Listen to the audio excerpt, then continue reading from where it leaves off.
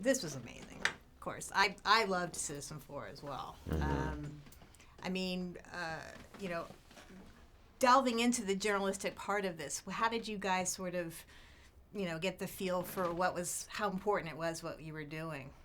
I mean, these two real life people were the catalysts in a lot of ways for how the information was received by the rest of the world, and served Ed's intentions.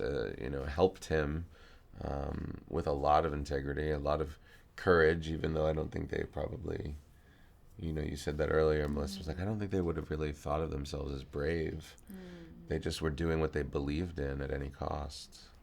But yeah, I mean... It's also like there was no time to think about that bravery or self. There was no time. The imperative was immediate. As soon as they knew about it, they were on the plane to Hong Kong before they even knew what they were getting into. Right. So, and just, I think that notion of that kind of daring do, there are people in the world who put themselves to the side. And I think we got to play a couple of them. Yeah.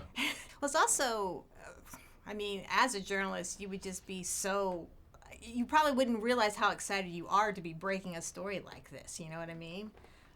Because of the enormity of what you were actually disseminating to the public. Glenn talks about the fact that on the plane from New York to Hong Kong, I think it started to kind of sink in for him a little bit about like the potential, but it wasn't until he had been given some information and like had some assurances that this was real and true, and in reading the documents that he had, I think the magnitude of it really became clearer with every passing moment, every passing conversation between them. But I think at a certain point they had to know what the impact of this would be, and who's to say if they would have necessarily gone ahead with it had they known that ahead of time. It's pretty daunting.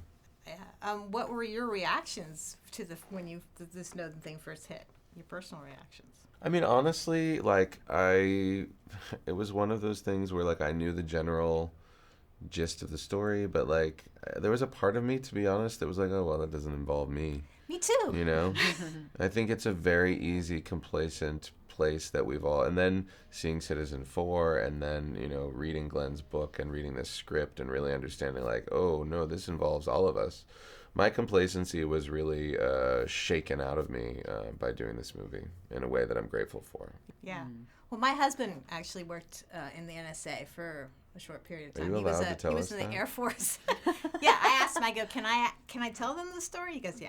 Well, he worked in the Air Force. He was a linguist. And his last year of service, he worked at the NSA. Wow. So his initial reaction was he was a traitor. But then we watched Citizen 4, and it totally changed his mind. Interesting. Because of the conviction of Mr.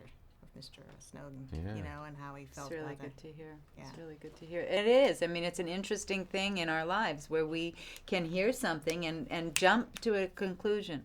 We are jumping to conclusions right, left, and center without even knowing it all day long. And I think that this question of what was it that Edward did and for what reason, I think it's a more important thing to consider than make a snap judgment about.